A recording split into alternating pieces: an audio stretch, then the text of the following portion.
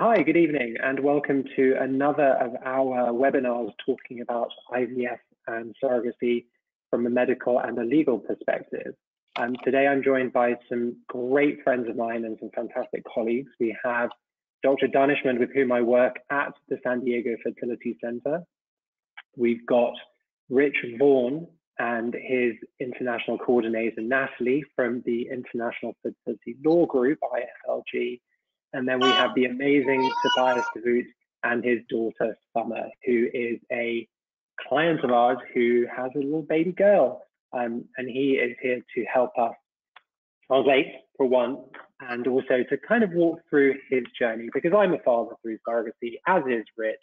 But you know, Tobias lived it more recently than we did. So welcome, and thank you very much for joining us this evening. Dr. D, do you want to introduce yourself and talk a little bit more about you and SDFC? Absolutely. So I'm Dr. Saeed Daneshmand, and it's a pleasure to be speaking to you about this amazing journey to becoming parents. As a father of 3 daughters, I understand that you know, the love and the joy and the yearning for having children and having a family. So I've really devoted my entire life and career to helping intended parents around the world have their children. So I did all my training at UCLA, my residency and fellowship at the University of California in Los Angeles. And since that time, I've also been very much involved in research and publications as well. So if you're interested, you can take a look at the NIH, National Institute of Health website, and you can take a look at all the papers that we've published over the past 20 years. And those papers have dealt with subjects such as how do we make the uterus more receptive? So when we transfer an embryo, it's got a better chance of implantation. How do we classify and grade embryos based on their qualities and based on their ability to turn into healthy pregnancies? And currently, we have a very cutting-edge research looking at non-invasive ways of determining whether an embryo is chromosomally normal or not. So currently, we do a biopsy. We take a few cells of the embryo, and we analyze those particular cells. But in the future, we'll be able to actually just analyze the DNA that the embryo sheds into the culture media and take that DNA and analyze it with a great deal of accuracy to see if the embryo carries abnormalities such as Down syndrome. So I suppose I can start off, and do you want me to continue with? You can stop there. Okay. Great, we're introducing ourselves. That's fantastic. Tobias, I don't know if you could translate all of that, but basically, here is Dr. Daneshmand from the Clinic San Diego Fertility Center. Let's just leave it there, I think. We can talk about all the medical stuff in a minute. Rich, do you want to introduce yourself? Yes, thank you for putting this together, Richard. My name is Richard Vaughan, and I'm the founding partner of International Fertility Law Group. We are based in Los Angeles. We work on assisted reproduction matters all across the United States. In my extracurricular affairs, I have been the chair of the American Bar Association Assisted Reproduction Committee as well, and we've been in practice since 1992. When you were a baby.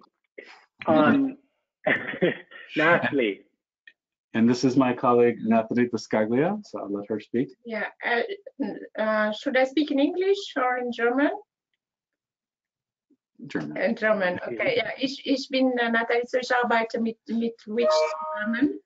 Und ja, ich arbeite sehr eng mit den Eltern zusammen. Sie rufen mich an, wenn sie immer eine Frage haben, und ich bin immer froh, euch sie zu helfen. Vielen Dank, Natalie. And then mein good friend Tobias. Ich bin Tobias DeVogt. Ich bin jetzt mit meinem Partner seit 10 Monaten Papa. Und wir sind sehr stolz darauf, diesen Weg gegangen zu sein. Und ich werde dann gleich im Folgenden noch ein bisschen über den Weg, den wir bestritten haben, erzählen. Und ja, freue mich, dass ich hier dann auch die Möglichkeit habe, SDFC, also die Klinik, mit der wir gearbeitet haben, auch auf diesem Wege ein bisschen zu unterstützen. Vielen Dank. So for all of the attendees who are listening, if you have any questions, on your control panel, there should be a place where you can type in the question. If you type it in into German or in English, that is fine. If it's in German, I will do my best to translate it for the professionals. So we're going to start with Dr. Daneshmand talking about the medical process for those people looking at IVF and surrogacy. And I think what would be great, Tobias, if you could maybe jump in and translate some of it for those non-English speaking attendees, that would be fantastic. So Dr. D. Sounds good. So I always like to divide the journey into three parts in order to make it more manageable and understandable. You have the part with the sperm, you have the part with the egg donor, and then the surrogate. So in regards to the initial stages of testing, we would want you to get a sperm analysis, a sperm test, and some blood work for infectious disease where you live, close to where you live, with your general doctor or internist. We also want to determine whether you carry any genetic recessive mutations in order to ensure genetic compatibility with your egg donor. So we can actually send a genetic test kit to you to analyze your genetic recessive mutations. These mutations are mutations such as thalassemia, cystic fibrosis, and in order for a child to have a disease, a recessive disease, you need one genetic mutation from the egg, one from the sperm. So we want to make sure that we analyze your genetic mutations to ensure compatibility with your egg donor. And we want to make sure that your egg donor obviously doesn't carry the same mutation. So that's the first step in terms of what we do. The next step is to freeze your sperm, and there's no difference between do you want to let Tobias translate that bit? Yes, yes. Danke.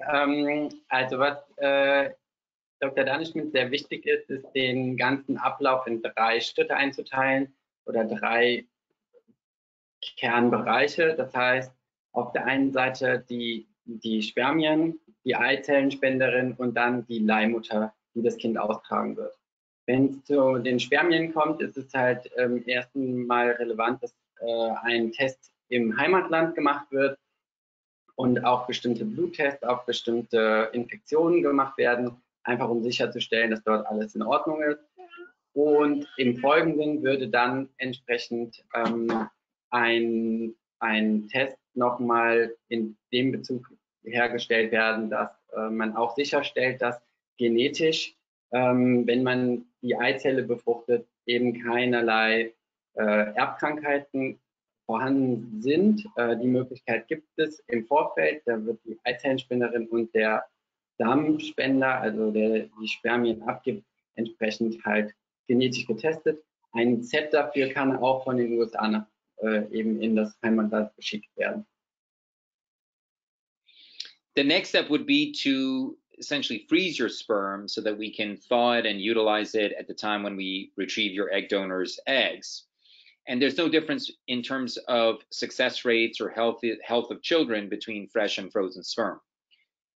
We have been fortunate during this sort of time period of pandemic when there are travel restrictions in place.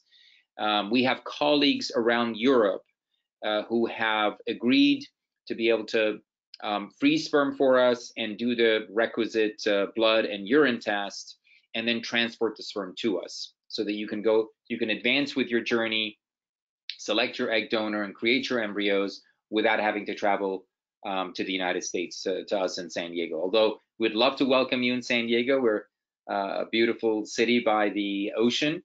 And there's nothing greater for us in terms of joy being able to welcome intended parents with open arms to our clinic. But at this particular time, we understand the travel restrictions.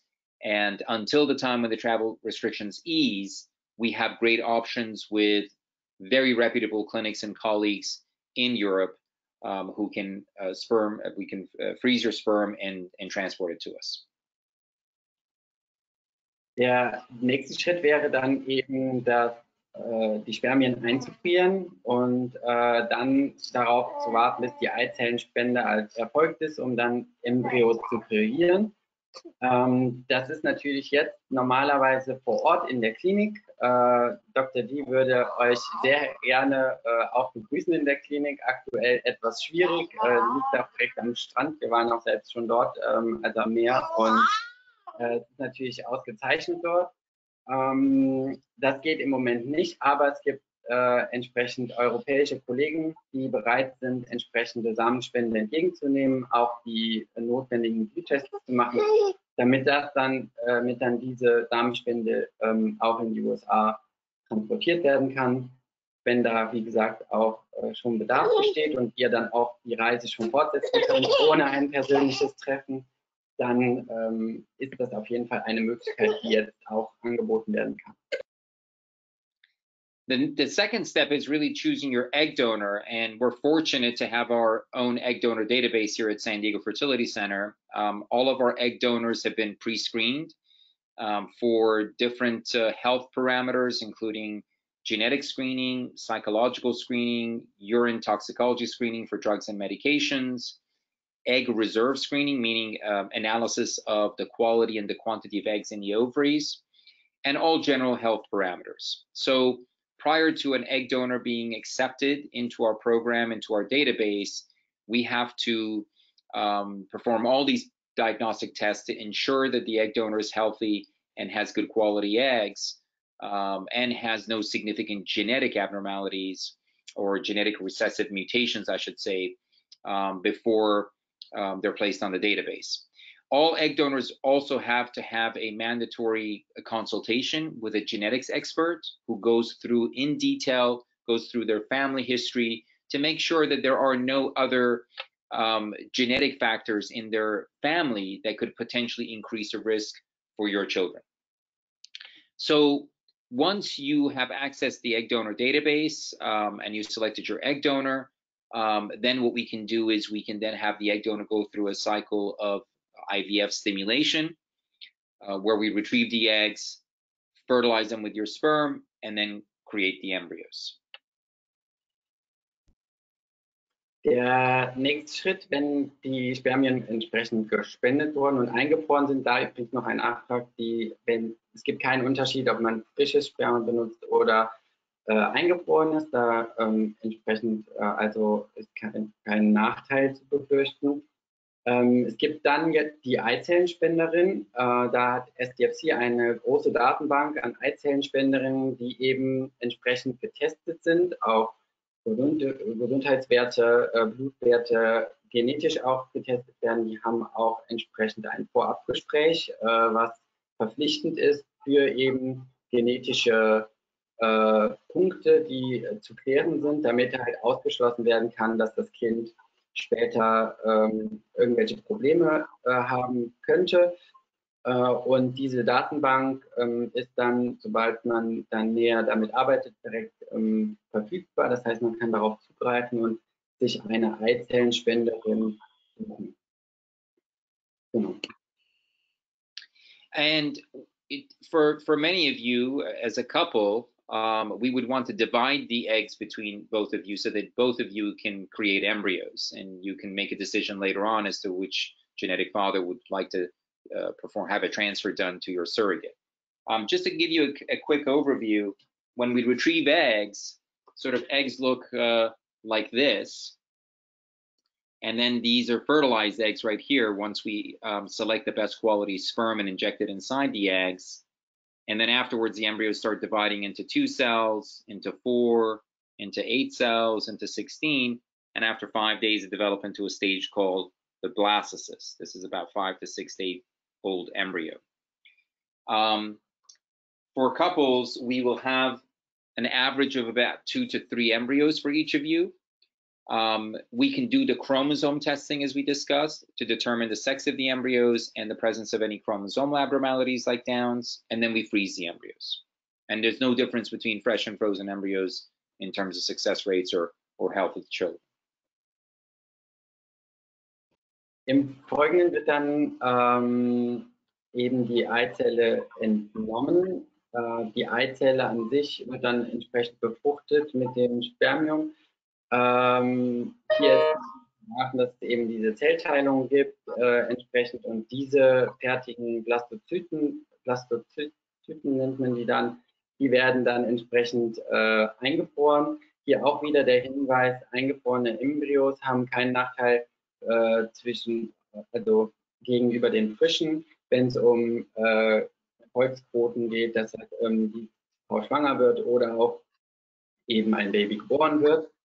Was für jetzt LGBT-Couples, also Paare, noch relevant ist, dass man oftmals sagt, beide Männer möchten ein Kind, ein leibliches Kind haben, dann werden eben die gespendeten Eizellen 50-50 geteilt und dann entsprechend mit dem Samen befruchtet, sodass am Ende immer so ja, im Durchschnitt 2 bis 3 gute Embryos übrig bleiben, die dann eben für den Transfer bereit sind.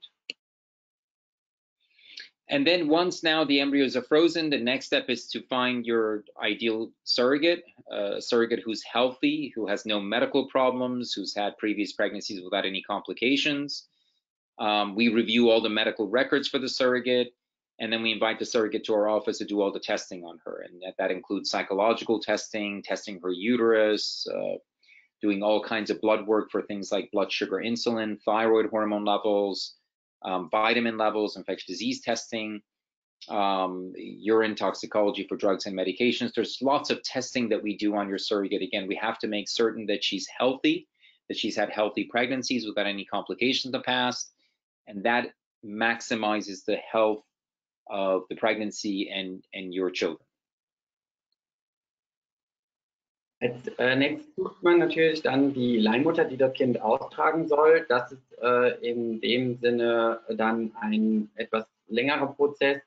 Wenn man jetzt von der Klinikperspektive ausspricht, wird die Leihmutter dann auch entsprechend eingeladen. Es werden sehr viele Tests gemacht, Bluttests, es wird psychologische Tests werden gemacht. Dann werden auch alle Unterlagen geprüft von früheren Schwangerschaften, wie sind die verlaufen, waren die erfolgreich, gab es Probleme.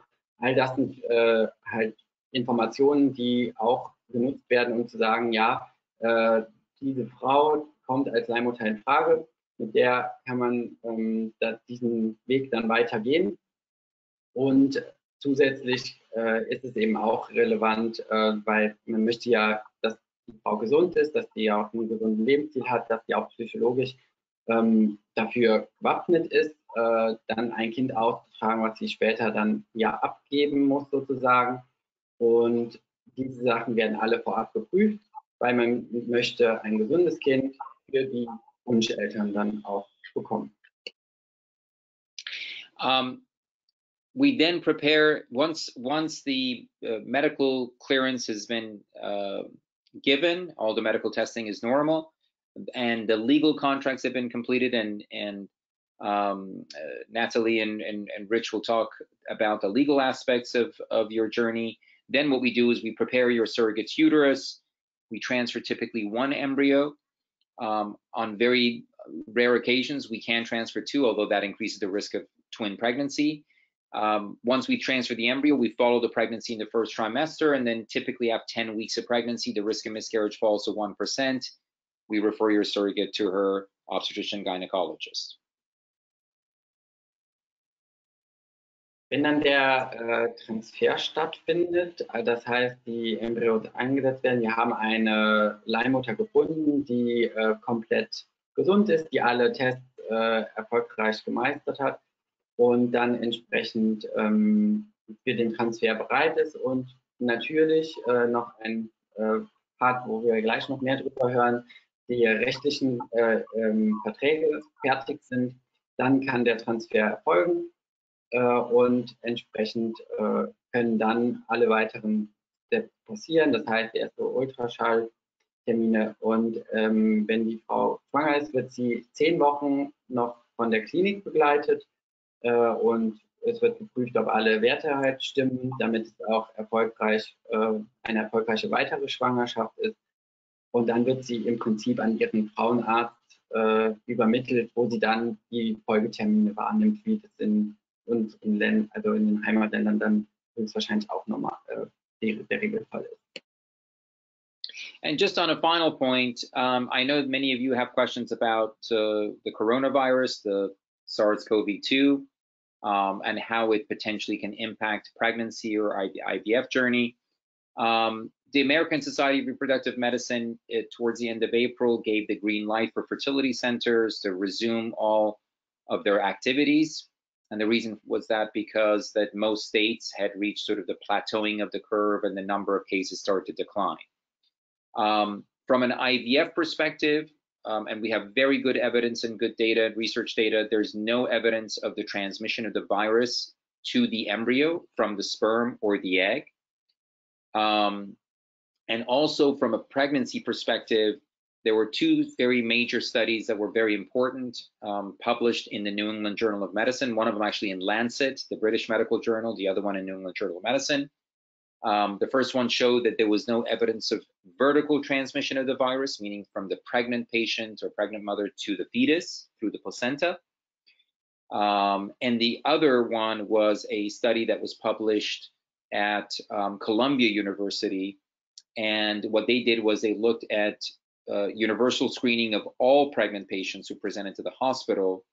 And what they found was that about 87.5% of patients who were positive for COVID-19 on their tests, who were pregnant, had either no symptoms or had mild symptoms. And the percentage of pregnant patients who went on to develop severe symptoms or complications was no different than the general population. And that study really showed that pregnant patients are not more prone to the virus or prone to the complications of the virus.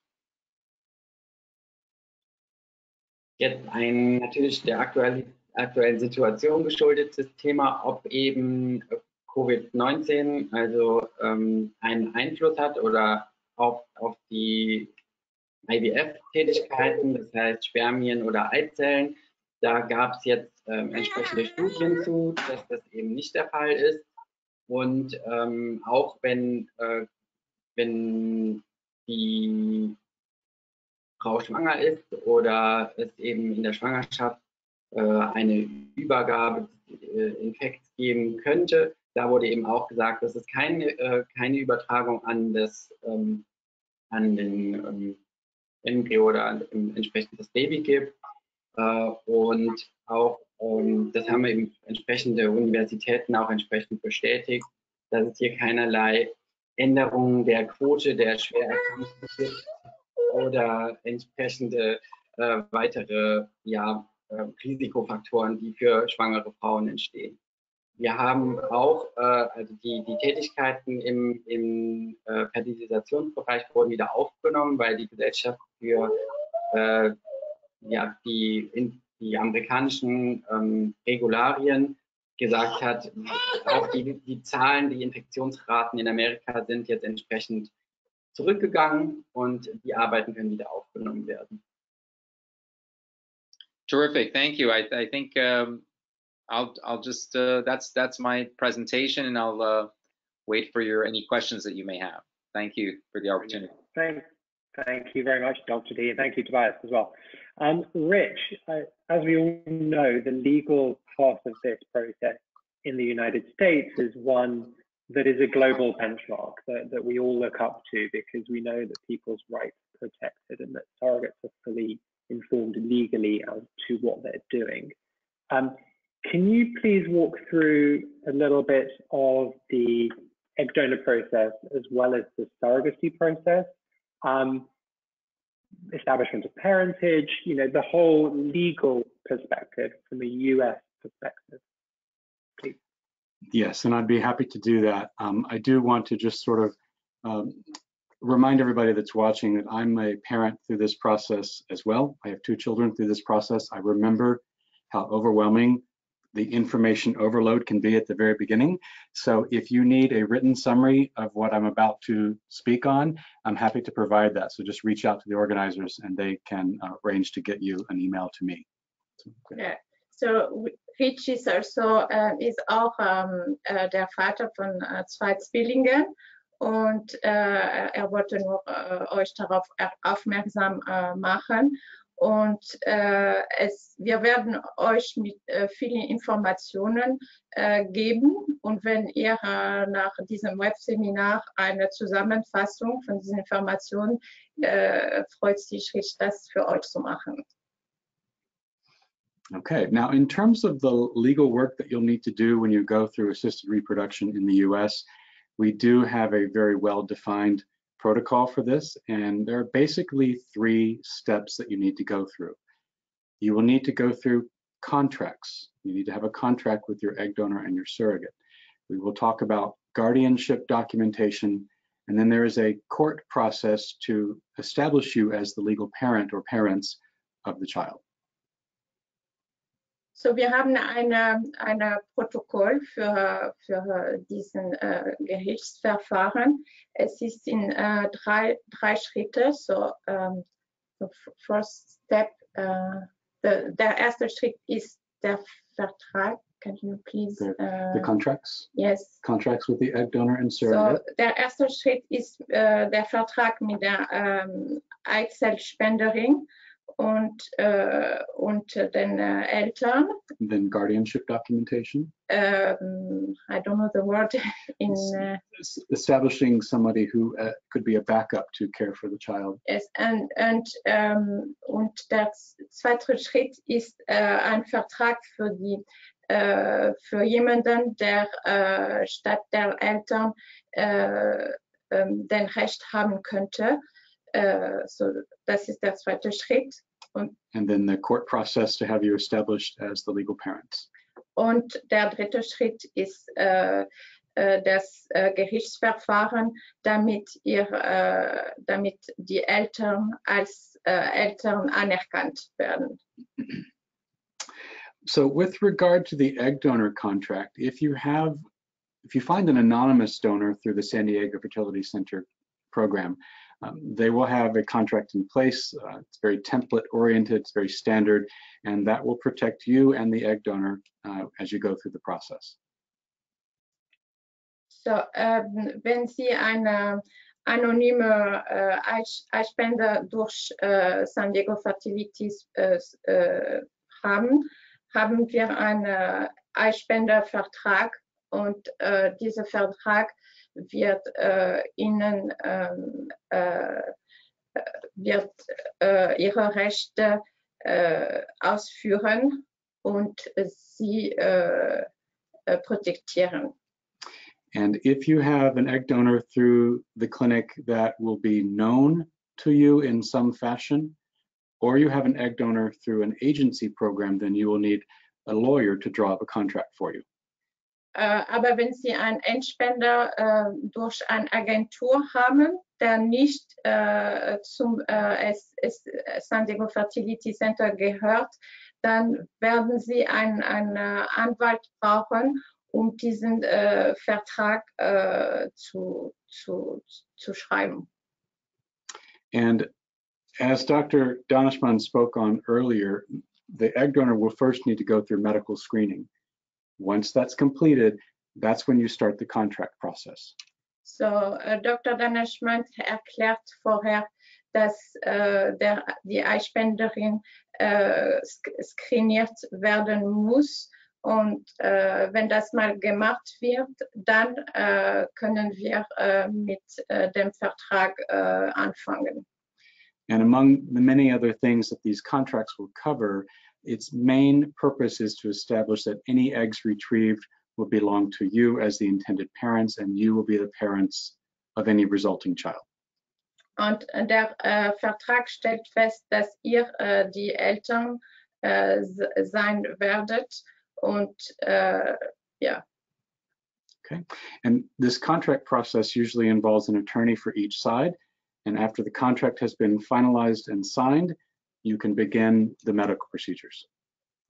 der Vertragsprozess verlangt, dass es einen Anwalt auf jeder Seite gibt. Und wenn das mal gemacht wird, dann kann man mit der medikalen Prozedur anfangen. Now, with regard to the surrogate, you will also need a contract, and the beginning of that process is basically the same. So für den Vertrag, Entschuldigung, für den Vertrag mit den, ihr braucht auch einen Vertrag mit der Leihmutter, und das ist mehr oder weniger das Gleiche wie mit der Eispenderin-Vertrag. So once the doctor has medically screened and approved your surrogate, you begin the contract process. Both sides have an attorney, and once the contract has been finalized, you can begin the medical procedures with your surrogate. So wenn man fertig ist mit der medikalen Prozedur, kann man mit dem Vertrag anfangen. And one of the things that's really important in these surrogacy agreements is, of course, establishing that you are the intended parents and that you will be the legal parents and your names will go on the birth certificate. Was wichtig ist, dass ihr als Eltern durch diesen Verträgen anerkannt werden und dass ihr Namen auf dem Geburtszertifikat geschrieben wird. And how you are established as the legal parent of the child will depend on the law of the state where the surrogate lives and gives birth. So, ein wichtiger Punkt ist auch, wo die Leihmutter wohnt, weil es sind verschiedene Gesetze, je nach dem Staat, wo die Leihmutter wohnt. Und das ist dann ein wichtiger Aspekt, die in dem Vertrag geschrieben werden sollen. And the laws in the US regarding this process do change from state to state. So it's very important that you speak to an attorney at the beginning of the process so you know which states will actually be legally suitable for you. Die Gesetze sind unterschiedlich, je nach dem Staat, was Rich vorher erklärt hat. So, es ist sehr wichtig, dass ihr ganz am Anfang des Prozesses mit uns sprecht, sodass wir das im Voraus denken müssen. Okay, and then in terms of this parental establishment process, we begin getting ready for court once you hit the second trimester of your pregnancy. So, wir fangen an im zweiten Trimester der Schwangerschaft an mit dem Gerichtsprozess, was die Elternschaft angeht. And although the procedures and documents might vary a little bit from state to state, the general goal of this court process is to explain to the court that we have an agreed situation where all parties want the same result, and we give the court all the documentation to show that all parties are in full agreement. So, auch wenn die Gesetze unterschiedlich nach dem Staat sind, wir schaffen es immer, ein Dokument zu erstellen, dass wir erstellen immer dieses Dokument, dass ihr die Eltern, das euch als Eltern feststellt. And because it is an agreed petition before the court, in the vast majority of these cases, all you will need to do is sign court documents that we prepare for you. You generally do not need to appear in court, although there are some exceptions. So, ihr müsst nicht zum Gericht gehen, weil es reicht, wenn ihr alle Dokumente unterschreibt, und das reicht, um die Dokumente zu haben. And most of these court procedures around the country can be completed during the pregnancy and resulting in a pre-birth order. Meistens werden diese Dokumente, die euch als Eltern anerkennt, wird das vor der Geburt stattfinden. Und das ist so, man nennt das auf Englisch Pre-Birth Order, weil es vor der Geburt ist. And in some states, we are required to wait for the birth to occur, and then we go to court and get a post-birth order, but that's only in a small minority of states. In bestimmten Staaten muss man nach der Geburt warten, aber es sind nicht die meisten Staaten, es sind nur ein paar Staaten und man nennt das dann das Post-Birth Order. In all of these cases, we will collaborate with the birth hospital so that they are fully prepared and everybody's on the same page when the birth occurs, and everything should run very smoothly. So, meistens arbeiten wir im Voraus mit den Krankenhäusern und das ist meistens ganz einfach, weil wir sind in enger Kontakt mit den Krankenhäusern und es sind ganz selten Probleme mit den Dokumenten. Es ist ziemlich einfach. And then at the hospital, there is a bit of paperwork to complete for the birth certificate. There's usually a worksheet that they fill out, and they attach the worksheet to this court order, and they send it to the state vital records office where the birth certificate will be printed. So, can you please say it again? Sure, Sorry. sure. So at the hospital, they have a birth certificate worksheet to complete. They attach the court order to that worksheet, and they send that to the local vital records office where the birth certificate will be prepared. So im Krankenhaus, sie erfüllen sozusagen eine Geburtsurkunde und sie mit dem Gerichtsstatement sie schicken das zu den, Entschuldigung, ich weiß nicht den Namen, vielleicht kannst du mir helfen, Tobias. Civil, I don't know the name in German. It's a registration office. Ja, so das Amt, wo dann entsprechend die Geburtsurkunde erstellt wird, final, da werden alle Unterlagen hingeschickt. Genau. Ja, danke. And we typically will work with that office to expedite the birth certificate, so it generally is available within 2 weeks of birth. So, wir erhalten meistens die Geburtsurkunde in 2 Wochen. So, und wir arbeiten eng zusammen. And then once the birth certificate is available, you can complete the US passport process, which in normal non-COVID times will take about 3 to 5 days.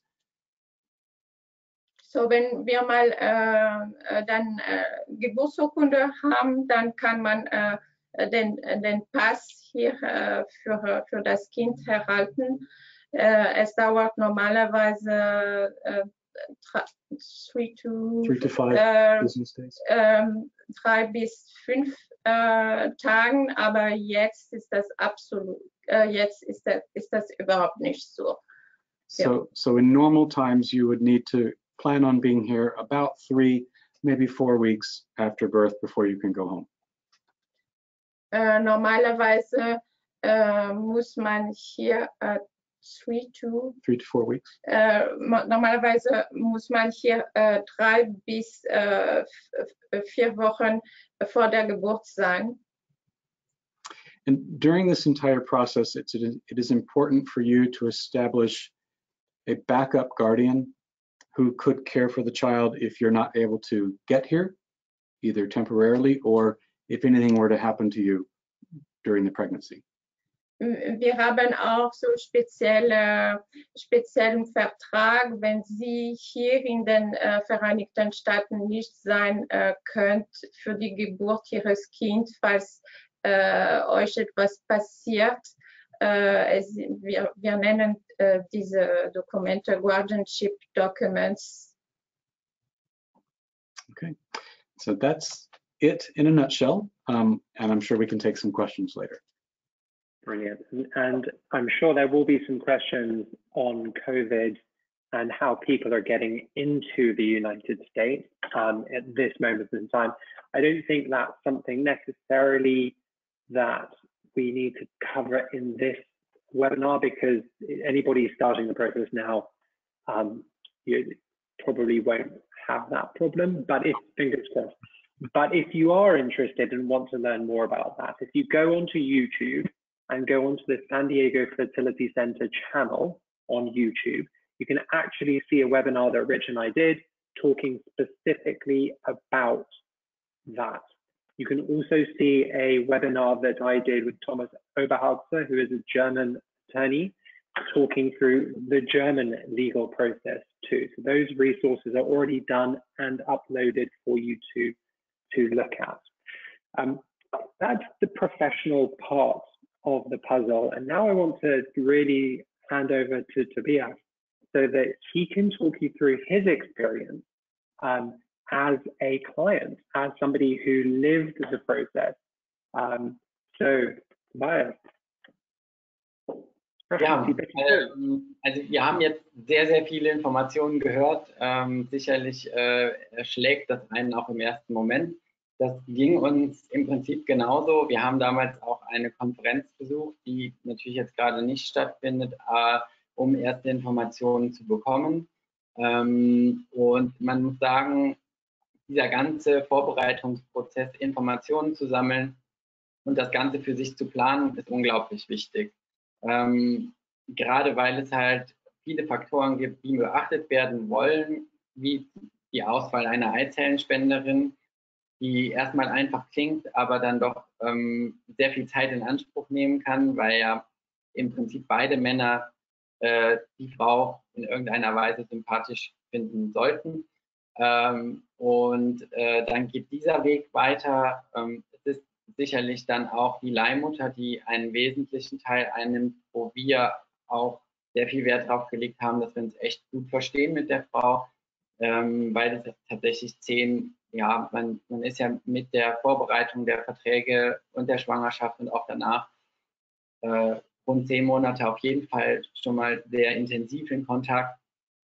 Und für uns startete das alles mit dem Gedanken, wir möchten Kinder haben, wir möchten aber auch leibliche Kinder haben. Und das ist in Deutschland sehr schwierig, weil es die Möglichkeit de facto nicht gibt. Und wir sind bis heute, also jetzt mit unserer 10-jährigen Tochter Summer, unglaublich glücklich, dass wir eben SDFC als Klinik als Partner hatten und auch den Rich als Partner hatten, auch wenn vorher das die Molly O'Brien gemacht hat für uns, aber die Arbeit, die da rechtlich hinter ist und auch medizinisch, die ist einfach gewollt wird, ist auch unserer Meinung nach unserer Erfahrung, erstmal der wichtigste Part, weil man natürlich zum einen die Sicherheit haben möchte, dass das medizinisch alles professionell gemacht wird und dann aber auch rechtlich für uns in Deutschland oder in den deutschsprachigen Ländern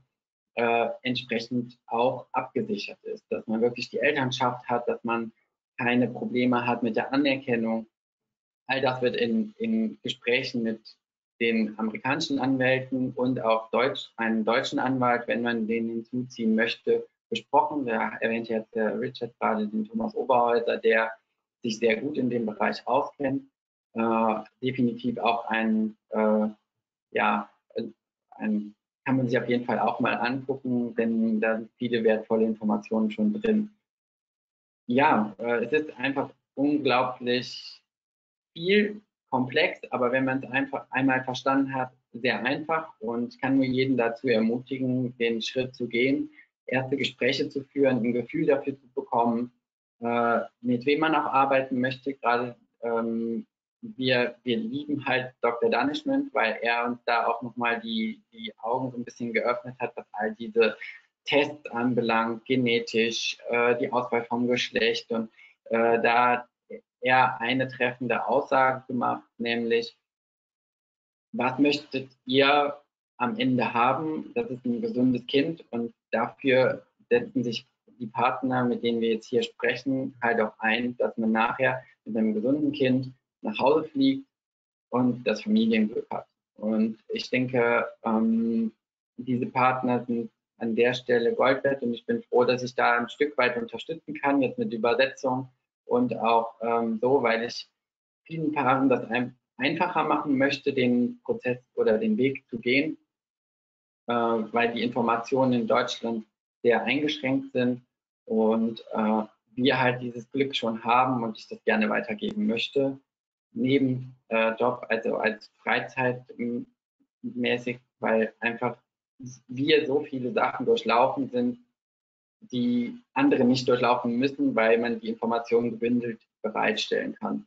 Und ja, wir sind jetzt glückliche Eltern seit 10 Monaten. Ich kann jetzt sagen, wir sind jetzt auch schon da dran, das Geschwisterchen zu planen und sind da schon in den ersten Zügen. Es macht unglaublich viel Spaß, auch mal nach Amerika zu fliegen vorab, die Zeit mit der Leihmutter zu verbringen, was mittlerweile eine wirkliche Freundschaft geworden ist.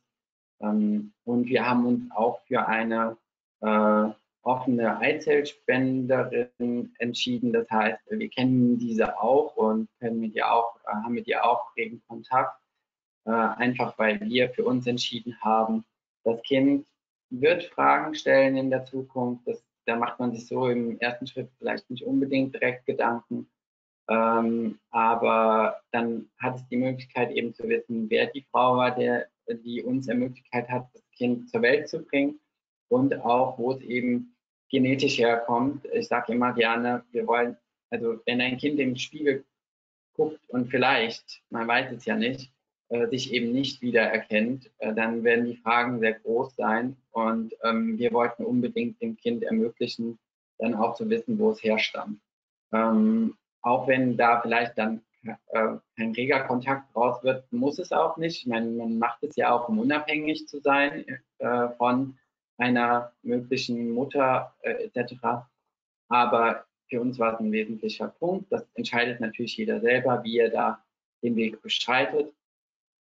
Ich stehe gerne zur Verfügung auch, um Fragen zu beantworten und helfe gerne, wo ich kann. Wir haben den ganzen Weg in Kalifornien gemacht, in San Diego. Wir hatten auch unsere Leihmutter direkt in der Nähe von San Diego. Und ja, die Dr. D, Rich, Molly O'Brien, also die Partnerin von Rich, Natalie und natürlich auch Richard, der das Webinar jetzt hier moderiert, helfen gerne überall, wo sie können und machen das mit Herz und Seele und unterstützen einfach gerne Paare, um den Wunsch zu erfüllen. Und ja, was soll ich noch sagen? Wir sind überglücklich, dass wir das gemacht haben und ich kann es nur jedem empfehlen, den Weg zu gehen. Okay, vielen Dank. So now we've had a couple of questions come through. One of them is directed to Dr. Daneshmand. It's in English. It says, if I do my sperm in Europe, is that a problem with, is there, basically the question is there any difference in doing the sperm here versus doing the sperm in the United States? You're on mute.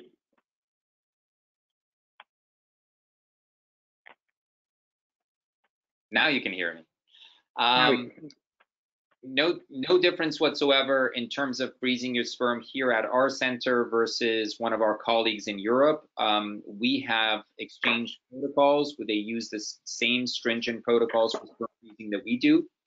In fact, our team in our lab has been in touch with the team in Europe, with different teams in Europe, so that we want to make sure that the protocols are the same stringent safety measures are in place, identity measures, so no difference. And typically when we freeze sperm, we have a lot more sperm that we actually need, because in vitro fertilization in IVF, what we do is we select the sperm individually, the best quality sperm, and individually inject it inside each egg. So typically on a sample that's frozen, there are hundreds of thousands of sperm, sometimes millions of sperm. So we have plenty of sperm to work with when we have the sperm transported over to us here in San Diego Fertility Center.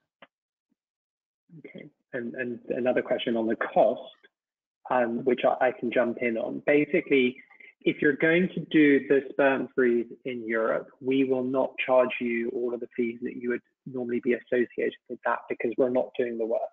So that would come off your cycle fees, but you would pay the clinic in Europe, and you would have to pay the shipping from Europe to the United States. Now, normally that equals out what you would pay to fly yourself to the States for a week, flights, hotel, car, you know, that whole week.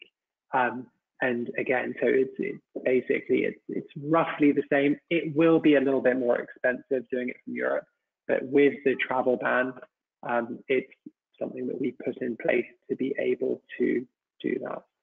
Tobias, can you translate that, please? Ja, gerne. Also es gibt keinen Unterschied, ob man das in den USA spendet, die Samenspende abgibt, oder in Europa. Denn die Dokumente, die ausgetauscht werden, und die Sicherheitsmaßnahmen sind komplett identisch. Das heißt, die Labore in den Kliniken, wo man dann entsprechend in Europa das abgibt, arbeiten mit den gleichen Richtlinien, und die Labore sind auch in stetigem Kontakt, damit eben sichergestellt wird, dass das eben von der richtigen Person ist, dass es in der und der Qualität auch eingefroren wird und dann auch der Transport eben koordiniert werden kann. Die Kosten für das Ganze, also die SDFC wird keine Kosten in Rechnung stellen, denn den Aufwand bezahlt man an die europäische Klinik. Das heißt einmal das Einfrieren der Spermien plus die Bluttests, die gemacht werden müssen, und dann eben den Transport. Und das relativiert sich, oder ja, da ist eine Balance im Prinzip zu dem, ob man rüberfliegt von den Kosten, eine Woche Hotel hat, entsprechend auch ein Auto mietet etc. Und jetzt den Kosten, die man dann hier in einer europäischen Klinik haben wird. Das ist im Prinzip dasselbe. Dankeschön. The other question, I think Richie already answered about traveling, that's fine. If there are any more questions, please send them through now, because I think we're coming up to the end of our webinar. And I'd like to first of all say thank you to Tobias. I'm sorry Summer had to probably go to bed. We missed seeing her on this, so thank you very much for translating and for being here. Rich and Natalie, again, thank you as well very much for all of the information you've given. And Dr. Daneshmand, thank you. There are no more questions. So on that, we're going to say Auf Wiedersehen und vielen Dank. Good Nacht. Wiedersehen. Tschüss. Oh.